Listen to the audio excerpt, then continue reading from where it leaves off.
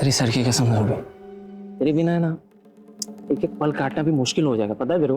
तो गांव क्यों जा रहा है? यहीं रुक जाना। अरे तो खाऊंगा क्या, वैसे भी यहाँ पे सब काम धंधा बंद पड़ गया है। गाँव जाऊंगा, खेती करूंगा। अरे अपन राजा है वहाँ के, पता है तुझे। और मस्त वहां से आते टाइम ना एक तेरे लिए मस्त मोबाइल लेके आऊंगा और वापस तेरे पास। तो तुम मुझसे क्या चाहिए तुझे?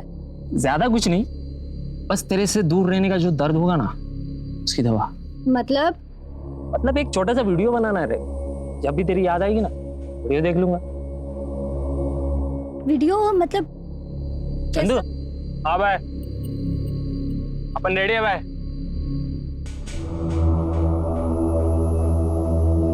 ज़ूबी, ज़ूबी, तेरी मनोज बहन को अभी आना था क्या? जाओ जाओ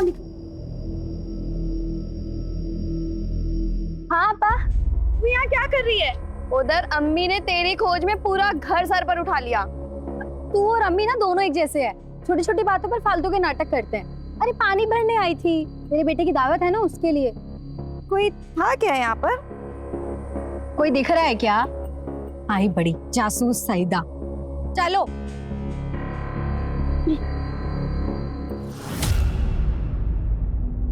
वाह, क्या खुशबू आ रही है। सईदा बेटा, जी अब्बू। बहुत ही उम्दा इंतजाम किया बेटा तूने। खुश रहो। शुक्रिया। सलाम वालेकुम चाची। वालेकुम सलाम। अस्सलाम वालेकुम मोहम्मद भाई। ओ वालेकुम सलाम मियां। भाभी जान, अरे शकील भाई आइए, आप ही का इंतजार था। आते कैसे नहीं भाभी जान, हमारे छोटे नवाब का जो जन्मदिन है।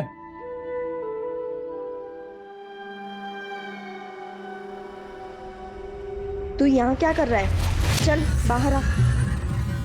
बाजी मैं जा रहा हूँ और मुझे ढूंढते हुए कोई भी है तो कहना कि मैं यहाँ नहीं था। तू मेरे सर पे हाथ रख के कसम खा कि तूने कोई भी गलत काम नहीं किया है। बाजी ये सब नाटक बंद कर और प्लीज अपना मुंह बंद रखना।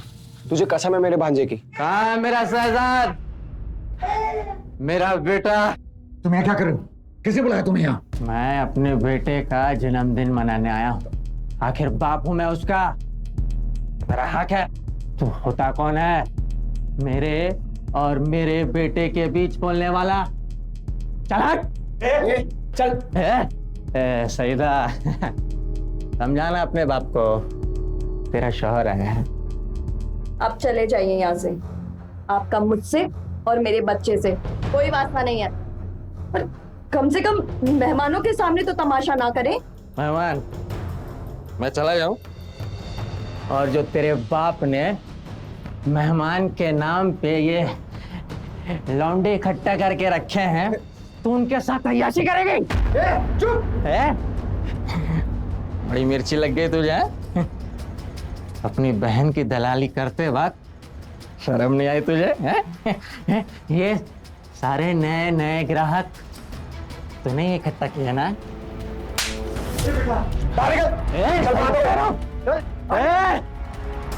देख लूंगा, तुम सबको देख लूंगा। ऐसी मौत मारूंगा कि देखने वालों की रूह कांप उठेगी। हमें मारेगा तू? चल मारेगा।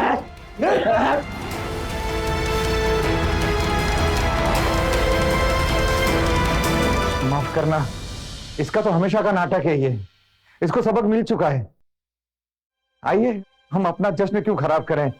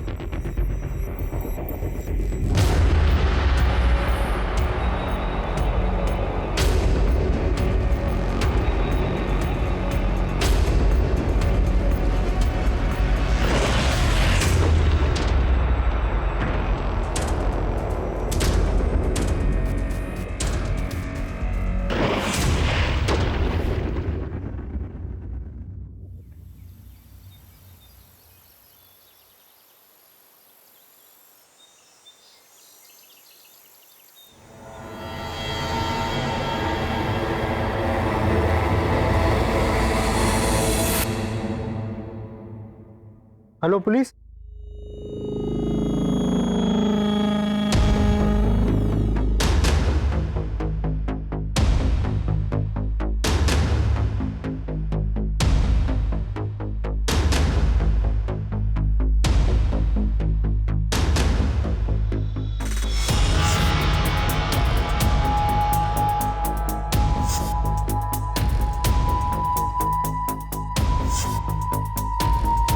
इन लोगों को पहचानते हो?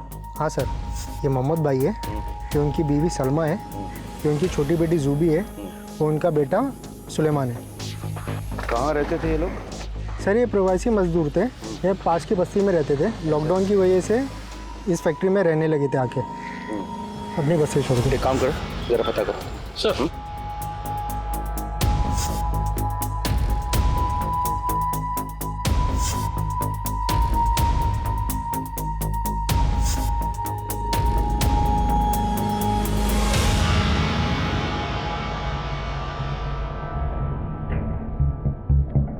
मारपीट की कोई निशानी नहीं कहीं है। सर गार्ड ने बताया कि ये प्रवासी मजदूर की फैमिली है, तो ऐसा भी तो हो सकता है कि लॉकडाउन की वजह से सब डिप्रेशन में आ गए होंगे, पूरी की पूरी फैमिली सुसाइड कर ली। पूरा घर अच्छे से चेक किया सर, लेकिन घर में कोई नहीं मिला। वॉचमैन, तुम तो कह रहे थे कि मोहम्मद की एक और बेटी है सईदा, उसका कोई बच्चा भी है। बिल्कुल है सर। तो कहाँ है वो? तो पता नहीं सर। एक बात और सर, पूरे घर में खाना बिखरा पड़ा है। ऐसा देख करके लग रहा है कि कल रात कोई दावत हुई थी। एक काम करो, फूड सैंपल्स फॉरेंसिक लैब भेजो और बॉडीज का पंचनामा करा के उसे पोस्टमार्टम के लिए भेजो। सर। और उस फैक्ट्री मालिक से कांटेक्ट किया? हाँ सर, कांटेक्ट हो गया, वो आ रहा है। ये आपकी फैक्ट्री है? जी, वरदान गोनियों का काम है मेरा। मोहम्मद और उसके परिवार को कैसे जानते हैं? सर बहुत अच्छे लोग थे। मोहम्मद तो पिछले 20 सालों से मेरे पास काम कर रहा था, मेरे पिताजी के ज़माने से। ये बेचारे तो प्रवासी मजदूर थे, वहाँ बस्ती में मकान मालिक किराया माफ़ नहीं कर रहा था, ऊपर से फैक्ट्री भी बंद पड़ गया। बहुत तकलीफ़ में थे बेचारे। मैं भी कितना करता, मेरा भी धंधा ठप पड़ गया था, इसीलिए मैंने इनके परिवार को यहाँ फैक्ट्री में रहने के लिए बुला लिया। सोचा जब सब कुछ ठीक हो जाएगा तब देखा जाएगा। इनकी हालत इतनी ख़राब हो गई थी कि ये आत्महत्या करने पर मजबूर हो गए थे। आपने इनकी मदद नहीं की? सर मैंने बहुत किया, जितना कर सकता था मैंने किया, लेकिन ये लोग आत्महत्या करने पे मजबूर हो जाएंगे ये कभी नहीं सोचा। इधर और कौन कौन रहता था? अभी फ़िलहाल चंदू और सुरेश ही रहता है, सुना है वो भी गाँव जाने वाला है। और हाँ, मेरा इलेक्ट्रिशियन शकील भी यहीं रहता है। चंदू, सुरेश और शकील। एक तरफ कुएं में पाई गई प्रवासी मजदूरों की लाशों की इंदौर पुलिस तहकीकात कर रही थी और दूसरी तरफ भोपाल पुलिस एक शूटआउट में मारे गए चिंतन के बारे में जानकारी इकट्ठा कर रही थी। और तभी उनके हाथ एक बड़ा सुराग लगा। साइबर सेल ने चिंतन के मोबाइल और उसके लैपटॉप का सारा डिलीटेड डेटा रिट्रीव कर लिया सर। साइबर सेल के अनुसार चिंतन किसी संजीव नाम के आदमी से बातें करता था सर, और वो भी रेगुलर बेसिस पे। लेकिन सर उनके बीच में सिर्फ बातें नहीं बल्कि रोमांटिक बातें होती थी सर। इंटरेस्टिंग। पता करो संजीव कौन और क्या करता। Okay sir.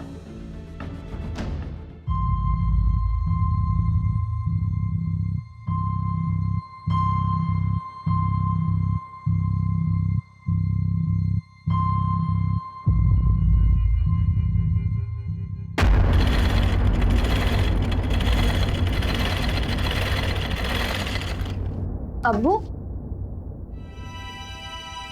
अब्बू आप ठीक तो है ना? लगता है आपका बीपी बढ़ गया। नहीं बेटा, हम ठीक है, हमें कुछ नहीं हुआ। मुझे पता है अब्बू, आप हम सभी को लेकर फिक्रमंद रहते हैं और फिर आपकी तबीयत बिगड़ जाती है। देखो बढ़ गया ना बीपी, मैं अभी दवाई देती हूँ। हे बेटा, तू देखना, हम 20 सालों से यहाँ पर रहकर मेहनत मजदूरी कर रहे हैं। अब ये लॉकडाउन लग गया तो सारे प्रवासी मजदूर अपने वतन लौट रहे हैं। हम तो अपने गांव जा भी नहीं सकते, वहां जाकर करेंगे भी क्या बेटा? अब्बू आप फिक्र नहीं करो, मैं हूं ना, मैं और ज्यादा मेहनत करूंगी, सिलाई और कढ़ाई के और ज्यादा काम लूंगी। हमने इतने बुरे बुरे दिन साथ देखे हैं अब्बू, तो ये लॉकडाउन हमारा क्या बिगाड़ेगा? देखना हम इसे भी पार कर जाएंगे। लोग कहते हैं कि तलाकशुदा बेटी माँ बाप पर बोझ होती है। लानत है उन पर। कि बेटा तू तो मेरा सहारा है भाई। सर मोहम्मद और उसकी फैमिली की पोस्टमार्टम रिपोर्ट और घर पे पाए हुए खाने की फॉरेंसिक रिपोर्ट आ गई है।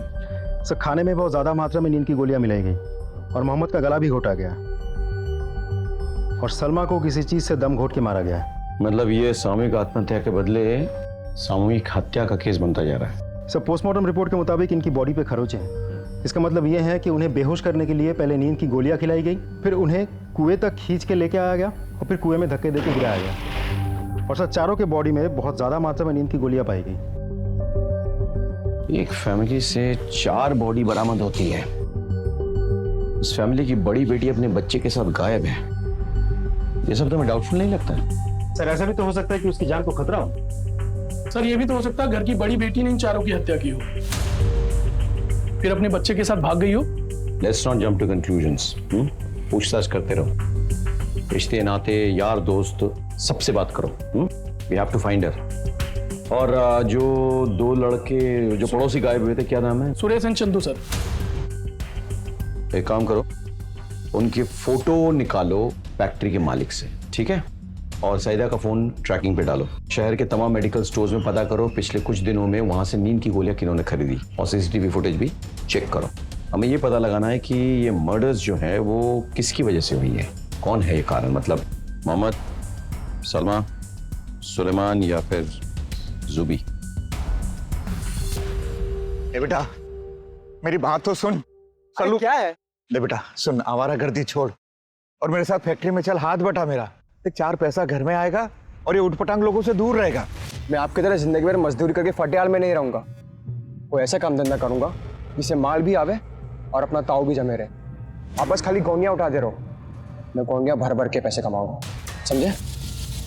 चलो बेटा बात सुन ना। भाई अब्बू ने जीना हराम कर रखा है, अब सच बताओ तो पैसे कमाने ही पड़ेंगे। जितना ज्यादा तू बेचेगा ना उतना ज्यादा कमाएगा।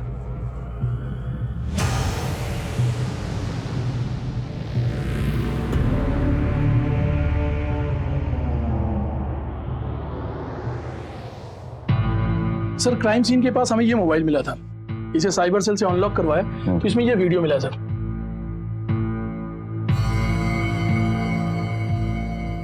ये तो जुबी है। उसके साथ कौन है? इसका नाम सुरेश है सर। सुरेश? मतलब मोबाइल सुरेश का है? नो सर, सुरेश के दोस्त चंदू का है। ये देख तेरे लिए क्या लाया देख। हाँ ये वही था वो कल तू निहार रही थी ना मॉल के बाहर खड़े होकर। मुझे पता था ये ड्रेस तुझे पसंद है ना। देख तू मेरा कितना ख्याल रखता है। तू रुक, मैंने इसको अभी पहन के आई, ठीक है? हाँ जा।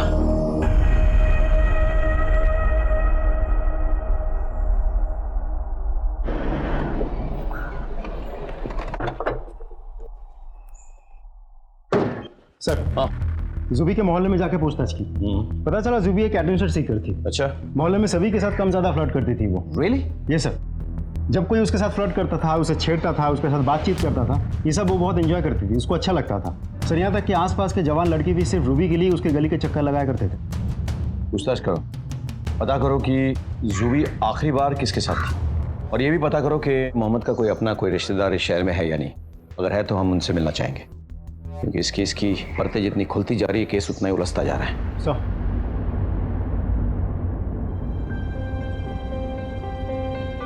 हमारे हाथों में जायका कमाल का है।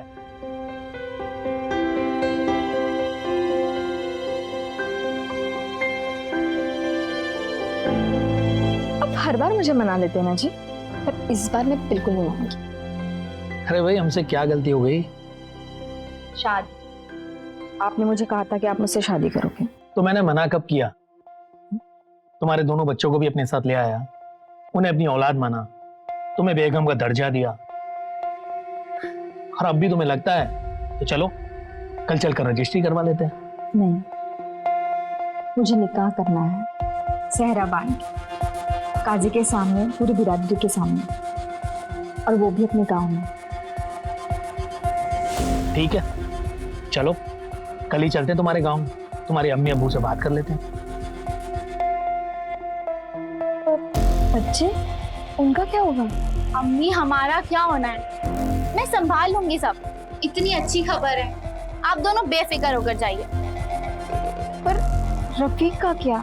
वो बेचारा तो। अम्मी रफीक भाई भोले हैं, वो मेरी सारी बातें तो मानते हैं, मैं उनको संभाल लूंगी। आप दोनों बात कर आइए, फिर हम सब साथ चलेंगे आप दोनों का निकाह करवाने।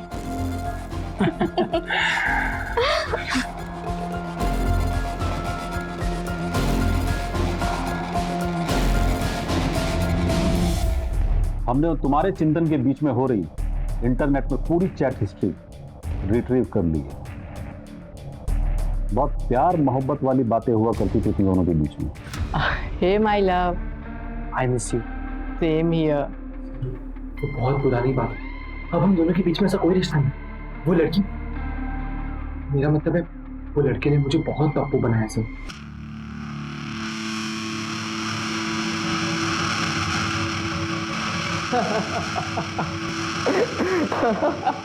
तो बदला लेने के लिए तूने उसका मर्डर करवा दिया? अरे नहीं सर, ये आप क्या बात करें, मैंने उसे नहीं मारा, बल्कि मारा तो उसने मेरे जज्बातों और भावनाओं को। अच्छा, जब चिंतन का मर्डर हुआ उस वक्त तुम कहाँ थे?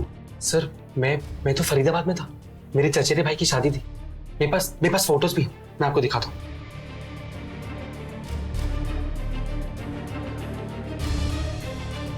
ठीक है, फिलहाल अभी तुम जा सकते हो, लेकिन हमसे बिना परमिशन लिए शहर से बाहर मत जाना। जी सर, थैंक यू। इस पर नजर रखो। हाँ सर, मैं और मोहम्मद साडू भाई मतलब थे, मेरी बीवी रूबिया मोहम्मद भाईजान की बेगम सलमा आपा की चचेरी बहन। और सर लॉकडाउन के चलते हम उनकी मिट्टी में भी नहीं जा पाए। रूबिया कहाँ है? सर वो अपने अम्मी अबू से मिलने गांव गई थी, और लॉकडाउन के चक्कर में वहीं फंस गई। मोहम्मद के परिवार के 4 सदस्यों की हत्या हो गई और उधर सईदा अपने बच्चे के साथ गायब है। कुछ पता है सईदा कहाँ है? पता नहीं सर। मोहम्मद के परिवार का किसी के साथ कोई दुश्मनी, कोई लड़ाई झगड़ा? हाँ सर, खुर्शीद सैयदा का शौहर, उसने सबकी नाक में दम कर रखा है। आए दिन उसके उनके साथ झगड़े होते रहते हैं। खुर्शीद का पता है?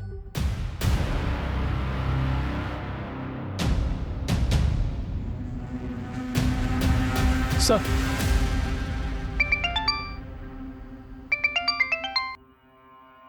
हेलो, क्या?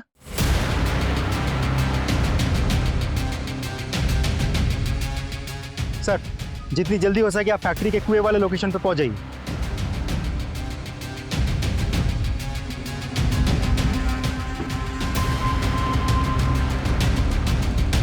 सर 2 और लाशें मिली, आइए।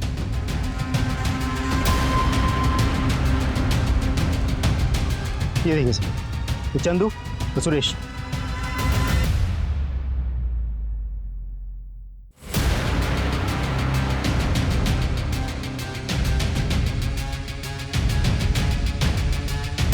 सर 2 और लाशें मिली है, आइए।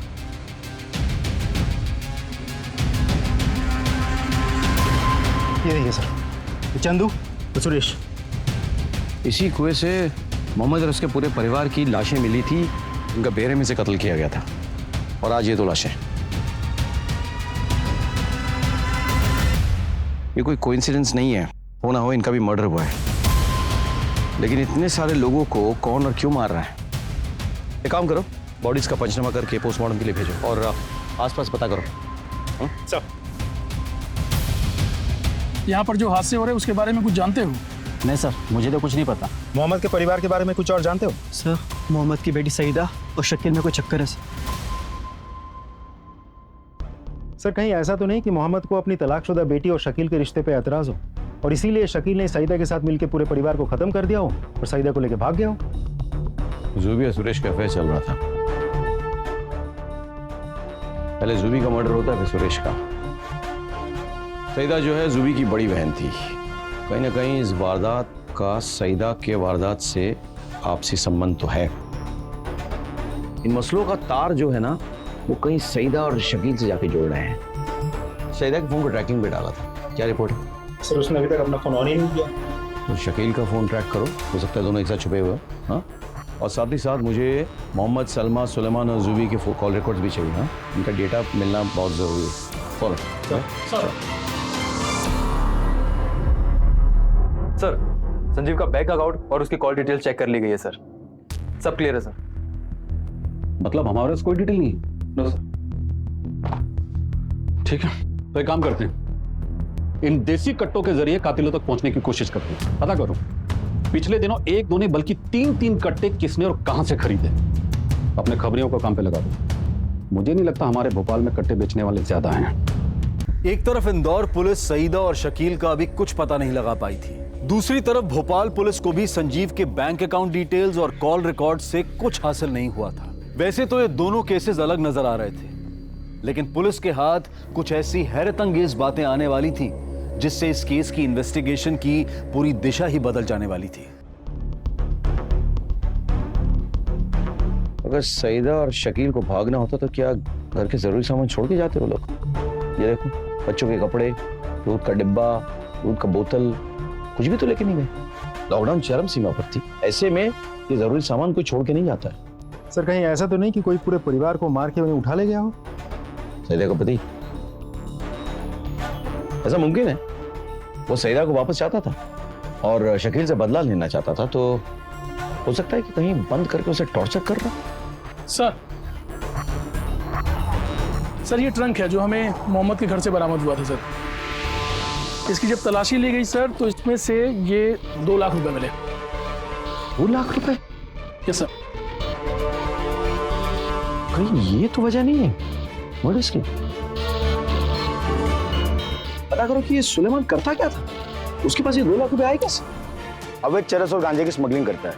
लॉकडाउन के चलते अच्छा भाव भी मिल रहा था, काफी पैसे भी उसने कमा लिए। किसके लिए काम करता था? साहब वो जोसेफ का पंटर बन चुका था। जोसेफ का बंडर? या जोसेफ को दिया।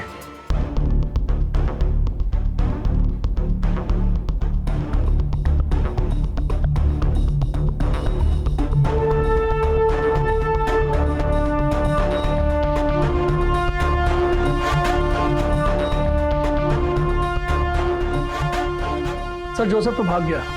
इंदौर हत्याकांड की गुत्थी पुलिस के लिए उलझती ही जा रही थी।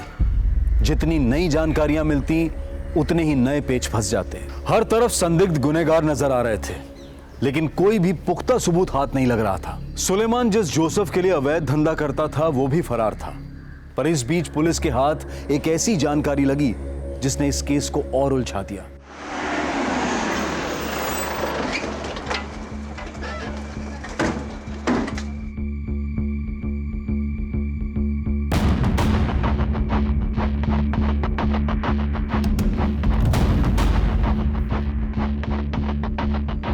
ये तो सईदा, उसका बच्चा और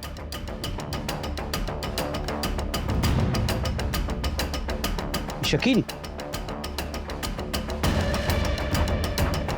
सर इन सबको मिला के मरने वालों की संख्या 2-3 नहीं, पूरे के पूरे 9 हो गए।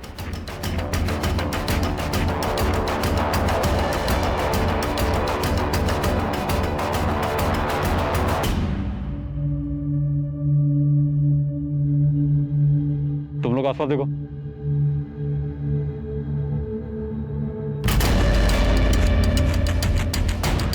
तेरे लाश तो बहुत सड़ चुकी है।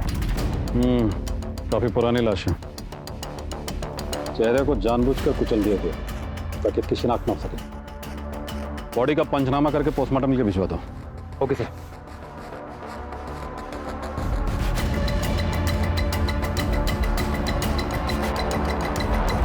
सर सईदा के शौहर खुर्शीद का पता चल गया है सर। वो उज्जैन में छिपा हुआ था, वहां की लोकल पुलिस उसे यहाँ लेकर के आ रही है। साहब मानता हूँ मेरा सईदा और उसके घर वालों के साथ हमेशा झगड़ा हुआ करता था। तो फिर घर बंद करके ताला लगा के तुम उज्जैन में क्यों छुपे हुए थे? साहब वो सबके सब मर गए ना, तो मुझे लगा आप लोगों का शक मुझ पर ही आएगा, इसलिए जब तक मामला ठंडा नहीं हो जाता मैंने अपने आप को छुपा लिया था। सर हाईवे किनारे मिली लाश की पोस्टमार्टम रिपोर्ट आ गई है सर। उसकी हत्या गला काट कर की गई है सर, और ऐसा लगता है कि सर उसके गले के जो बर्थ मार्क है उनको मिटाने की कोशिश की गई है सर। ये देखिए sir. Body Indore Bhopal highway पे मिली है। एक काम करो, इसकी फोटो इंदौर के रास्ते में पड़ने वाले सभी पुलिस स्टेशन में भेजो और पता करो क्या कोई इसकी शिनाख्त कर सकता है। Okay sir. सर भोपाल के एक पुलिस स्टेशन से सर ये फोटो आई है। इंदौर भोपाल हाईवे पर एक सड़ी हुई लाश मिली। हेलो, गुड, आखिरकार जोसेफ मिल ही गया। ले आओ उसे। मत मारो साहब, मत बता दो साहब, बता दो साहब, बता दो साहब, मत बता दो साहब। सुलेमान अपने फंडर था। शुरू में उसने अपन का भरोसा जीता, अच्छा काम कर रहा था साहब। बाद में उसने बड़ा हाथ मारा, बड़ा माल उठाया और उसको बेच के सारा माल लेके फरार हो गया साहब। अपन उसको ढूंढते हुए उसके फैक्ट्री वाले घर में पहुंचा, वहां भी कोई नहीं मिला साहब। बाद में पता चला कि वहां के कुएं में सबकी लाशें मिली साहब। अपन घबरा गया और अपन भाग गया साहब वहां से। अच्छा, तो तूने ही सुलेमान को मार डाला, हाँ? और उसके परिवार वाले उसके खिलाफ कंप्लेंट ना लिखवाए तो तूने उनको भी मार डाला? नहीं साहब, अपन को सुलेमान को मारना ही होता ना साहब, तो उसके हाथ पैर तोड़ता, ना कि उसको नींद की गोली देके मारता साहब। ड्रग्स की सप्लाई कौन करता था? नहीं सर, मैंने कुछ नहीं किया सर।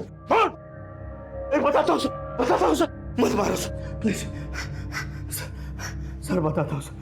पहले मैं अपना माल फार्म हाउस में छुपाता था, फिर लॉकडाउन में फैक्ट्री बंद हो गया तो मैं वहाँ छुपाने लगा सर। मोहम्मद और उसका परिवार जब तेरे फैक्ट्री के कंपाउंड में रहने आया तो उन्हें तेरे धंधे के बारे में पता चल गया, इसलिए तूने उनको मार डाला। नहीं सर, सच बोल। नहीं सर, मैंने नहीं मारा सर, बल्कि मैं तो अपने चरस गांजे के धंधे में खुश था सर। मैंने किसी की हत्या नहीं की। महेंद्र,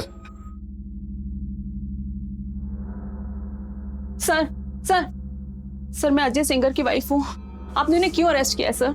इनकी इन्वेस्टिगेशन चल रही है। सर आप शरीफ लोगों को परेशान कर रहे हैं। मैडम, लगता है आप अपने हस्बैंड को जानती ही नहीं। ड्रग्स का धंधा करता है आपका हस्बैंड, खुद अपने मुंह से कबूला है। नहीं सर, आपको गलतफहमी हुई होगी, वो ऐसा नहीं कर सकते सर। प्लीज उन्हें छोड़ दीजिए सर, प्लीज।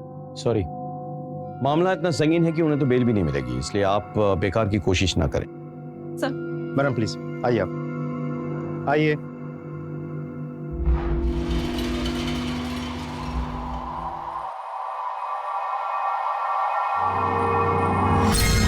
ये सईदा के गहने इसके पास? सुनो, ये जो मैडम गई ना, फटाफट लेके आओ उनको, फटाफट बुलाओ। अच्छा, ये जो गहने आपने पहन रखे हैं इस पिक्चर में, ये गहने कहाँ पे हैं?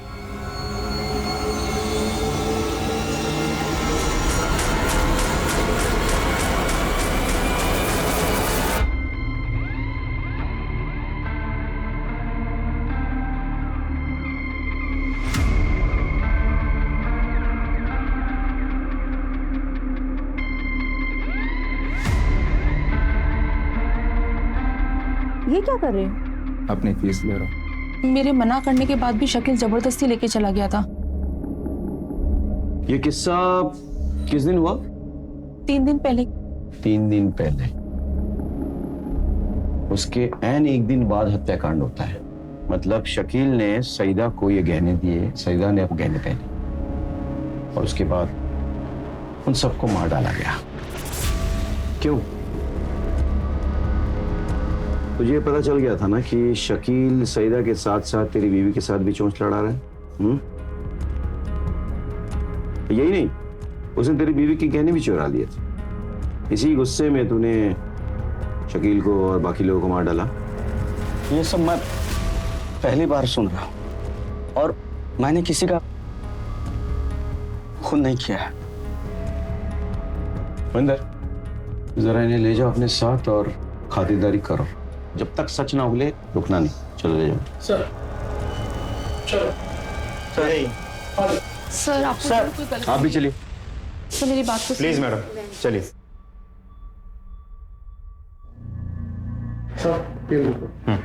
जाओ। सर सईदा, शकील और उसके बच्चे का भी पोस्टमार्टम रिपोर्ट आ गई है। सईदा और शकील दोनों को बहुत ज्यादा मात्रा में नींद की गोलियां दी गई थी। देखो, सईदा और शकील की बॉडी जहां मिली है वो फैक्ट्री से ज्यादा दूर नहीं थी। जी सर, और सिर्फ बच्चे की बॉडी में नींद की गोली का कोई ट्रेस नहीं मिला। बच्चे को गला घोट के मारा गया और उसके हाथ में शर्ट का एक बटन फंसा हुआ था। बच्चा नींद में नहीं था। गला दबाते वक्त बच्चे ने अपने हाथ में जो भी आया उसे पकड़ लिया, उसके हाथ में एक बटन आ गया। अब हमें पता यह लगाना है कि यह बटन किस शर्ट का है, समझ रहे हो? पिछले 6 महीने में इस तरह का शर्ट किसने खरीदा है? हो सकता है सस्पेक्ट ने ये शर्ट फेंक दिया हो। हमें छानबीन करनी होगी, पूछना होगा घर बार, ऑफिस, आस पड़ोस कि किसने इस तरह के बटन पहने शर्ट में सस्पेक्ट को देखा है। सब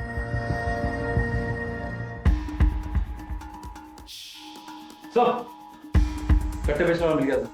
पिछले कुछ दिनों में तुमसे किसी ने 3 कट्टे खरीदे? हाँ साहब, पर नाम याद नहीं। वापस। शक्ल तो याद होगी ना? हाँ साहब। स्केच बनवाने में हमारी मदद करोगे? जी साहब। सर हमने बहुत कोशिश की, लेकिन उस शर्ट के बटन के बारे में कुछ पता नहीं चला। इन्वेस्टिगेशन जारी रखो, हमें पता तो करना पड़ेगा। अरे पूरा का पूरा परिवार उनके पड़ोसियों को मार डाला, सारे पैंतरे हमने अपना लिए, लेकिन अभी तक पता नहीं चला कि कातिल कौन है। क्या वजह हो सकती है? कौन किसके लिए ये? मोहम्मद है, सुलेमान, जूबी, सुरेश, चंदू, या फिर सादिया और शकील? जो कोई भी हो, वो इन लोगों को इतनी अच्छी तरह से जानता था कि इनके खाने में नींद की गोलियां वो मिला सकता था। सर हमने सबका बैकग्राउंड बहुत डिटेल में चेक किया, लेकिन ऐसा कोई भी क्लू नहीं मिला जो हमें कातिल तक पहुंचा सके। कहीं इसकी वजह सलमा तो नहीं? तुम एक काम करो, जहां ये लोग पहले रहते थे ना, वहां पता करो। कोई ना कोई तो वहां पे होगा जो सलमा के बारे में जानता होगा। हाँ, come on, let's go.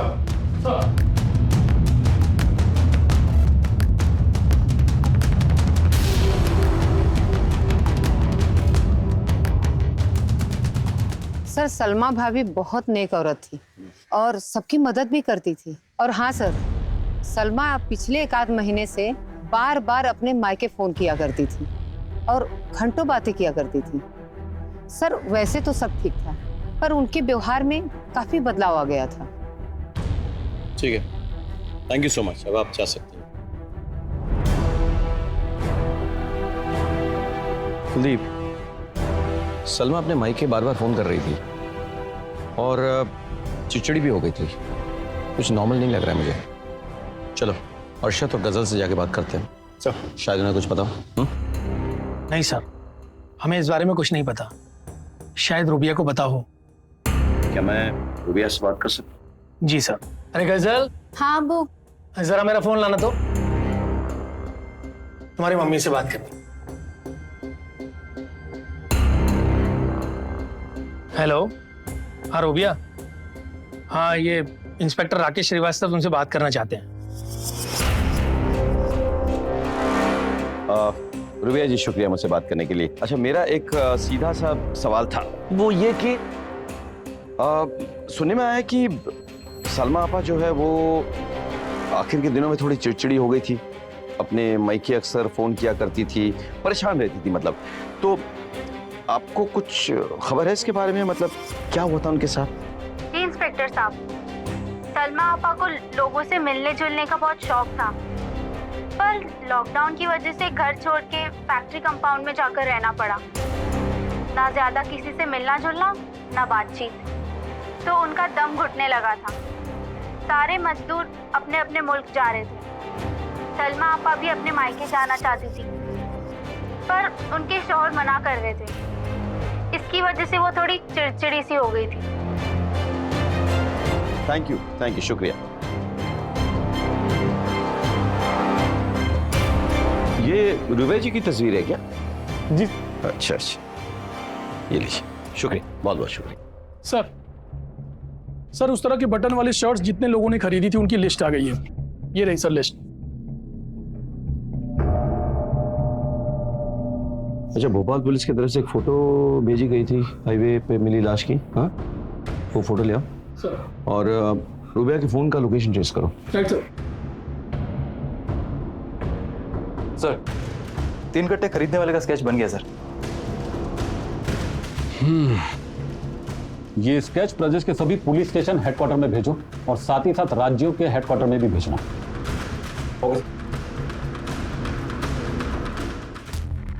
Sir, rubia की फोन की लोकेशन आ गई। फिलहाल वो घर पे ही है। अच्छा, लेकिन 23 तारीख को उसका फोन इंदौर से भोपाल की तरफ गया, फिर घर वापस आ गया।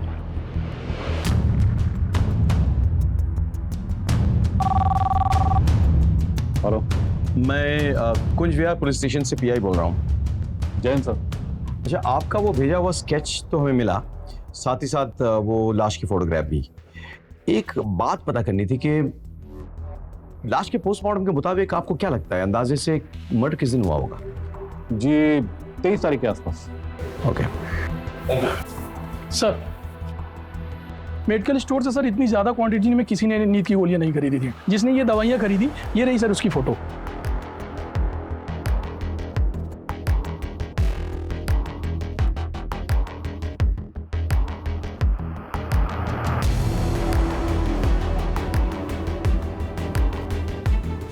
बिना टाइम वेस्ट किए, बिना मार खाए सच बता दे, रूबिया को कैसे और क्यों मारा?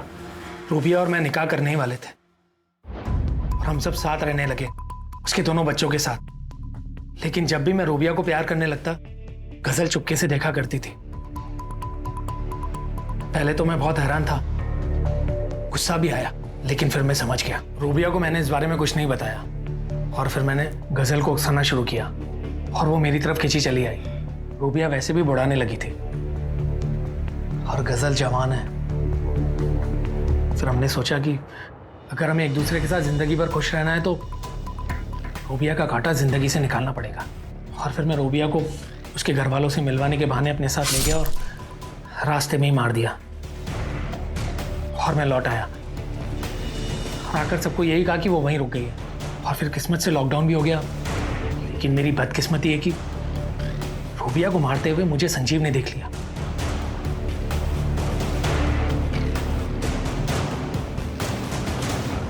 और वो मुझे ब्लैकमेल करने लगा। फिर उससे पीछे छुड़वाने के लिए उसके कहने पर मुझे चिंतन को मारना पड़ा। उसे कैसे मारा? उसके लिए मैंने 3 देसी कट्टे खरीदे कि जिससे कोई प्रॉब्लम ना हो। फिर मैंने सारी गोलियां चिंतन के सीने में उतार दी।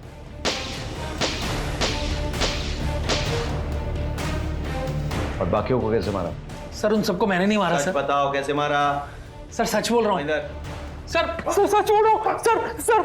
सर गजल मैडम, आप बताने का कष्ट करेंगी कि आपने 4-5 मेडिकल स्टोर से भाई का प्रिस्क्रिप्शन दिखाकर नींद की गोलियां क्यों ली?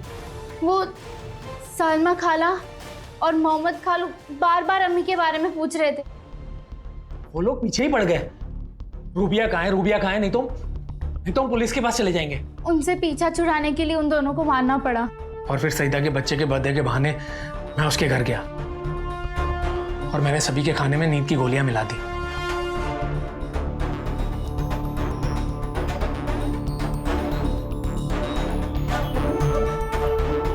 मारना तो मैं मोहम्मद और सलमा को चाहता था, लेकिन सब लोग वहीं पे थे तो उनको पता चल ही जाता, इसलिए मुझे सबको मारना पड़ा।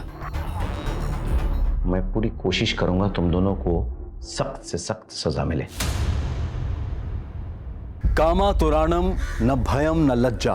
अरशद और गजल ने अपने शारीरिक आकर्षण को प्रेम समझा और उसकी खातिर गजल की मां और अरशद की होने वाली बीवी रबिया की हत्या कर दी। इस एक हत्या के बाद अरशद और गजल अपराधों के फेर में पड़ गए और फिर उन्होंने 11 हत्याओं को अंजाम दिया। पर वो कहते हैं ना कि अपराधों की लिस्ट चाहे कभी कभी थोड़ी लंबी हो जाए, लेकिन उसका अंत जेल की काल कोठरी में ही होता है। और अरशद और गजल के साथ भी यही हुआ। हाँ, अगर वो अपना पहला अपराध करने से पहले अपने आप पर काबू पा लेते तो शायद आज चैन की जिंदगी जी रहे होते। और अगर सईदा का परिवार भी थोड़ा सतर्क रहता तो उन सबको भी जान से हाथ नहीं धोना पड़ता। आप सबको सोनी टीवी और क्राइम पेट्रोल की पूरी टीम की तरफ से दीपावली की ढेर सारी शुभकामनाएं। अब मैं अनूप सोनी आपसे विदा लेता हूं। फिर मुलाकात होगी क्राइम पेट्रोल सतर्क में एक और नए केस के साथ। तब तक अपना और अपने परिवार का ख्याल रखें, सतर्क रहें, सुरक्षित रहें और देखते रहें क्राइम पेट्रोल सतर्क।